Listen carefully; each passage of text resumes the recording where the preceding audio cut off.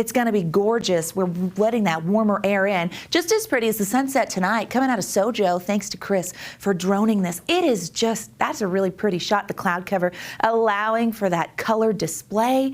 That was a good one. Really, really pretty tonight. Hey, we had a really great Friday overall. Maybe a few high-based showers, but a lot of the moisture evaporated before it hit the ground. As we look at the forewarned radar towards Grand County over I-70, we still have some pops of moisture. Echoes of moisture near Beaver County as well. We get a little closer. We're clearing out of South Central, but the chance of a shower does hold on for the same area as we roll into our Saturday.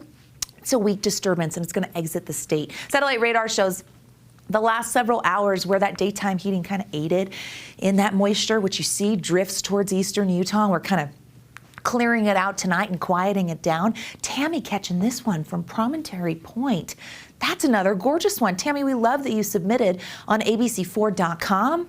The sun made an appearance, had to sneak through. It was cloudy for a lot of the day. 63 for that high in Salt Lake. That's exactly where we should be this time of year. 62 is the seasonal norm, so we even upped it a degree. Wonderful. Yesterday we were below average. 60s along the Wasatch Front. Some top choice picks in the 70s for Moab, Hanksville. Blanding was pleasant. 83 for the high in St. George. Usually this time of year they're 76. So running above average across the board. Heading into tonight, we're going to see those 50s with mostly cloudy skies. You're going to notice those temperatures getting into the low to mid 40s in outlying areas along the Wasatch Front, and the clouds will linger into tomorrow. We get some clearing for northern Utah on the Wasatch Front, but the clouds hold on in central and southern Utah. Noticeable here on the Futurecast as it's in motion. What you're going to notice is quiet conditions in the northern half of the state, but we do get some lingering moisture popping up in southeastern Utah and the southern half of the Beehive State. Maybe a pop-up shower, so eyes to the skies as you're out recreating, because we are going to add a little more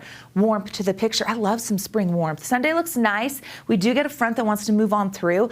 That's going to likely come in late Sunday into Monday, and it's just going to flatten our ridge of high pressure. So in the weather world, we have some changes brewing. I'm going to show you what I mean. But I also have to tell you, allergies are going to stay high tomorrow, so we will have gorgeous temperatures and dry conditions. But if you're an allergy sufferer, you're going, why, Alana, why? Well, weather does come back. I'll show you where. So here comes that little system. It's going to move out of the way. Here's our high pressure taking over. It's going to build for our Saturday, really noticeable by Sunday. Now, this ridge is a rather weak one. It builds, but we know that an area of low pressure to the north of it will send a cold front our way, and it's going to flatten that ridge in northern Utah on Sunday and into Monday. So temperatures will dip for the start of the work week. Now, we're still going to stay above average, but that's what's happening in big picture. There's our next chance of wet weather. Looks like that low can move inland and trek through the desert southwest and bring the chance of some wet weather Thursday and Friday. So forewarning you now, we've got a quiet stretch of dry conditions.